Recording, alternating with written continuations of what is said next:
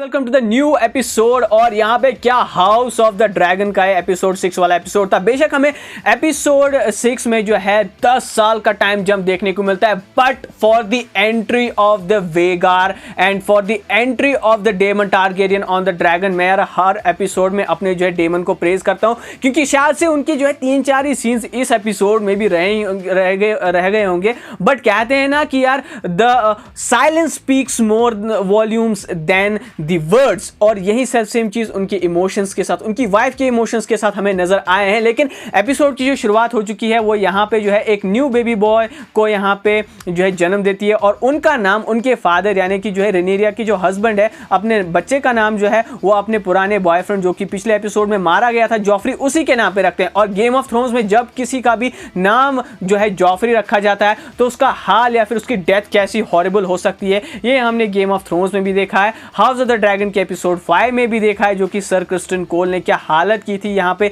लेनोर के बॉयफ्रेंड की, वो हमें बिल्कुल ही पता है। और उसके बाद हमें यह पता चलता है कि स्टिल जो पैक्ट यहाँ पे बनाया था लेनोर और रेनेरिया ने आपस में, यानी कि वो अपने अपने रास्ते शादी के बाद जाएंगे, जो उनको अय्याशियां करनी होंगी वो करेंगी। और हमें यह दिखाई पड़ता है कि जो ये तीनों बच्चे जिनको जन्म दिया हुआ है रेनेरिया ने, वो उसके यहाँ पे लेनोर के नहीं है, बल्कि यहाँ पे जो है वो सारे बच्चे हार्विन के हैं, जो कि हमें एपिसोड 5 में, यहाँ पे एपिसोड 4 और एपिसोड 3 में कंटिन्यूअसली प्रोटेक्ट करते हुए नजर आ रहे थे यहाँ पे प्रिंसेस रेनेरिया को। और यहाँ पे एक चीज हमें और नजर आती है कि टॉन्ट मारते हुए लेनोर को जो है एलिसेंट, जब उनके पास जो है वो नया बेबी बॉर्न उनके सामने आता है, तो उनको टॉन्ट मारती है कि एक्चुअली में जो है कभी ना कहीं ऐसा टाइम आएगा जब जो है रेनेरिया ऐसे बच्चे को जन्म देगी जब जो है वो तुम्हारे जैसा दिखने वाला हो। My God, she is the baddest bitch than Cersei Lannister. मैं बोल रहा हूं क्योंकि इस एपिसोड में भी जब वो सर लैरिस से हेल्प मांगने जाती है ना एपिसोड के एंड में, तो वो कहती है यार मैंने तो तुमसे नहीं कहा था मारने को, उसके बारे में हम बाद में आएंगे, but what kind of and character she is. मतलब यार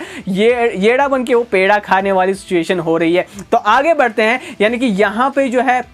ये बच्चे किसके हैं, किसके साथ अफेयर चल रहा है यहाँ पर रेनेरिया का, ये सारे इन सारी बातों के र्यूमर्स जो हैं अब बहुत सारे लोगों के कानों तक पहुंच चुके हैं, इंक्लूडिंग द विसेरियस को एपिसोड 3 से ही ये बात मालूम है कि किस टाइप की रेनेरिया है। वो जो है पॉलिटिकली अपनी मैरिज को नहीं मानती, इसलिए वो बाहर जाके अपनी अय्याशियाँ, अपने काम को अंजाम दे रही है, डेमन के साथ ना सही या फिर सर हार्विन के साथ ही। अब ये जो है सिचुएशन और ज़्यादा खराब तब हो जाती है जब इन दोनों के बच्चे एलिसेंट और रेनेरिया के बच्चे ट्रेनिंग कर रहे होते हैं। सर क्रिस्टन इनको ट्रेनिंग अलग से दे रहे होते हैं एलिसेंट के बच्चों को, और हार्विन जो है अपने बच्चों को यानी कि रेनेरिया के बच्चों को जो है ट्रेनिंग दे रहे होते हैं। और इनके बीच में एक टसल होती है जहां पे जो है सर क्रिस्टन कोल यहां पे मॉक करते हैं हार्विन को, कहते हुए कि तुम इनको इतना ज्यादा सॉफ्ट क्यों बना रहे हो, क्या तुम्हारे कजन लगते हैं, क्या ब्रदर लगते हैं, या फिर तुम्हारे सन लगते हैं, क्या लगते हैं तुम्हारे। और जो धुलाई पड़ती है यहाँ पे क्रिस्टन कोल को, अरे यार दिल खुश हो गया। जो हिपोक्रेसी की सीमा यहाँ पे एपिसोड 5 में दिखाई थी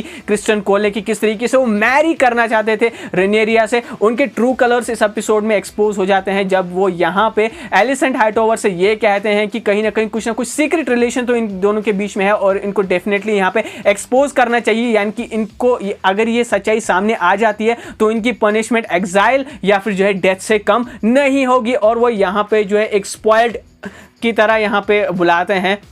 रेनेरिया को, जो कि हमें इनके ट्रू कलर्स बताता है कि किस लेवल के हिपोक्रेसी की सीमा तो इनके पास है ही नहीं। और यहाँ पे जो है मामले को कूल डाउन करने के लिए अब जब रेनेरिया को भी पता है कि बहुत सारे लोगों को यहाँ पे रॉयल फैमिली में शक है कि जो है उनकी बातें यहाँ पे एक्सपोज हो चुकी है, उनका अफेयर एक्सपोज हो सकता है सर हार्विन के साथ, जो कि वो बातें सुनती भी है सर हार्विन और उनके फादर जो कि हैंड ऑफ द किंग है यहाँ पे लेनल के बीच में। तब वो यहाँ पे जो है एक तरीके से डिसाइड करती है, वो एक पीसफुल नेगोशिएशन ऑफर जो है पूरे की पूरी रॉयल फैमिली एक रॉयल कॉन्फ्रेंस बुलाएगी जिसमें किंग भी शामिल होते हैं, और जहां पे वो एलिसेंट को ये ऑफर करती है कि एग्जैक्टली में वो यहां पे जो है अपने बच्चों को या फिर जैकेरियस जो कि उनका एल्डेस्ट सन है वो मैरी करना चाहती है एलिसेंट की डॉटर से उन्हें, ताकि जो है उनका किंगडम और भी स्ट्रांग हो जाए और एज इन टारगेरियंस वो और भी ज्यादा रूल करे। और प्लस यहाँ पे एलिसेंट के बच्चों के पास एक के बच्चे के पास शायद ड्रैगन नहीं होता है, तो एक ड्रैगन एग भी जो है अपनी तरफ से उनको ऑफर करती है, जिसपे किंग विसीरियस तो खुश होते हैं, अरे यार बाल बाल बच गए, सिविल वॉर नहीं होने वाली है। लेकिन यहाँ पे पोलाइटली जो है रिजेक्ट कर देती है एक तरीके से एलिसेंट, और उन्हें एक बैड बिच की तरह बोलती है विसीरियस को, उनके यानी कि रेनेरिया के पीछे कि यार किस तरीके से मैनिपुलेट करने में माहिर है, और उसकी ये चालबाजी मुझको बहुत ही अच्छी तरीके से समझ में आ रही है। और अब यहाँ पे सिचुएशन तो इतनी बिगड़ गई होती है, देखो सबसे पहले जो क्रिस्टियन कोल को मारा होता है हार्विन ने, तो इसके ऊपर उनके फादर लेनल जो है किंग विसीरियस से मीटिंग करते हुए कहते हैं कि यार मैं अपने position as a Hand of the King को यहाँ पे अबेंडन करूँगा, क्योंकि जो भी मेरे यहाँ पे बच्चे ने किया है, जो कि लॉर्ड कमांडर होते हैं, उनको उनकी पोजीशन से भी यहाँ पे हटा दिया गया होता है हार्विन को। तो उनके फादर भी बोलते हैं कि मैं हैंड ऑफ द पोजीशन की किंग से जाना चाहता हूँ, लेकिन यहाँ पे किंग विसीरियस उन्हें मना करते हैं, लेकिन वो एक ही कंडीशन पे यहाँ पे रहना चाहते हैं, यानी कि एग्री करते हैं रहने के लिए as a Hand of the King, अगर यहां पे हैरन हॉल में जो है सर हार्विन को भेज दिया जाए और वहां पे वो अपनी duties as the prince of the Harrenhal continue करे। अब देखो यार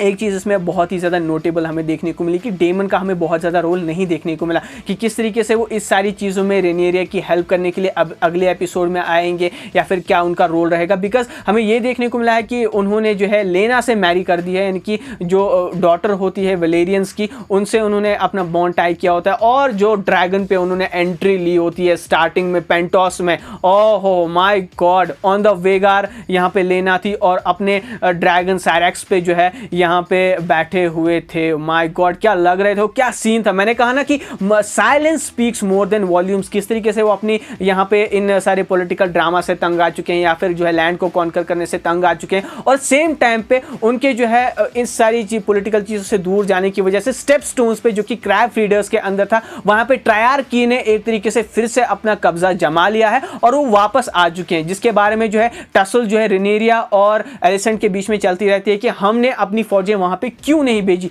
तो इन सारी चीजों को हैंडल करने के लिए, कहीं ना कहीं रेनेरिया को भी प्रोटेक्ट करने के लिए वो वापस आएंगे। अब किस तरीके से देखो यहां पे हमें स्टोरी का प्रोग्रेशन इस तरीके से देखने को मिलता है कि जब लगता है रेनेरिया को कि अब सारे पासे जो है उल्टे पड़ने लग चुके हैं और किसी ना किसी तरीके से एलिसेंट हाईटॉवर जो है कहीं ना कहीं अपने फादर की ही तरह उनको जो है रास्ते से हटाने की कोशिश करेंगी। वो यहाँ पे जो है सर हार्विन के बाद हैरन हॉल की तरफ चले जाने के बाद जो है यहाँ पे लेनोर से कहती है कि यार हमें ज़रूर से जो है अब यहाँ पे ड्रैगन स्टोन पे वापस चले जाना चाहिए, जहाँ पे हम अपनी फैमिली को सेफ रख सकते हैं। और सेम टाइम पे यहाँ पे एलिसेंट हाईटॉवर कोई भी मौका नहीं छोड़ना चाहती है एलिसेंट को अपने रास्ते में रखने का, क्योंकि यहाँ पे वो लॉर्ड लैरिस जो कि यहाँ पे सन होते हैं हैंड ऑफ द किंग के, यानी कि यहाँ पे जो हार्विन के वो ब्रदर होते हैं, तो उनसे वो कंसल्ट करती है, हेल्प मांगती है। और वो हेल्प किस तरीके से करते हैं, बहुत ज़्यादा ट्रेचरस यार। यहाँ पे वो उनसे कहती हैं कि हमें जो है ये सब होने से रोकना होगा, हमें यहाँ पे जो है हार्विन को रोकना होगा, इन सारी चीज़ों को एक्सपोज करना होगा। तो बदले में वो कुछ असैसिन्स को जो कि यहाँ पे जिनको कैप्चर किया गया होता है उनकी ज़बान काट के उन्हीं को हायर करते हैं और हैरन हॉल में जो है एक तरीके से आग लगा देते हैं, जहाँ पे उनके फादर और उनके ब्रदर को वो आग से झुलस के मार देते हैं। प्लस हमें यहाँ पे सेम टाइम पे ये देखने को मिलता है कि यहाँ पे लेना जो है डेमन के बच्चे को जन्म देने वाली होती है, बट कुछ बर्थ कॉम्प्लिकेशंस की वजह से जो है बेबी बाहर नहीं आ रहा होता है, जिसके ऊपर यहाँ पे डेमन डिसाइड करते हैं कि मैं अपने ब्रदर की तरह यहाँ पे सेल्फिश नहीं बनूंगा। जिस तरीके से उन्होंने अपने चाइल्ड के लिए, एक बेबी बॉय के लिए जो है अपनी वाइफ को मार दिया था, मैं वैसा नहीं करूंगा। तो एक कैरेक्टर डिफरेंस उन्होंने यहाँ पे दिखाया, कुछ मॉरलिटी उन्होंने यहाँ पे दिखाई, जो कि बहुत ज्यादा पसंद आई होगी डेमन के फैंस को, यहाँ पे मैट स्मिथ के फैंस को। यहाँ पे एब्सोल्युटली ऑसम, यानी कि कितने भी कम सीन्स क्यों ना हो, लेकिन जो सिचुएशनल सीन्स में वो परफॉर्मेंस देते हैं, चाहे वो उनका डिसीजन लेना हो, चाहे वो उनके इमोशनल एक्सप्रेशंस हो, यानी कि जब उनकी वाइफ मर जाती है, जब वो ड्रैगन के सामने ड्रैकारिस बोलती है, यानी कि फायर